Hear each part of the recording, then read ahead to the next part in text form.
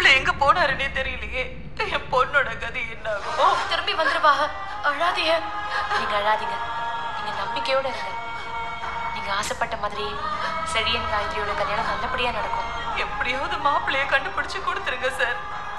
என் பொண்ணோட கல்யாணம் நல்லபடியா நடக்கணும். கவலைப்படாதீங்கம்மா, நான் எப்படியாவது செழியனை கண்டுபிடிச்சு உங்க கண்ணு முன்னாடி கொண்டு வந்து நிறுத்துறேன். செழியன் எங்கன்னு?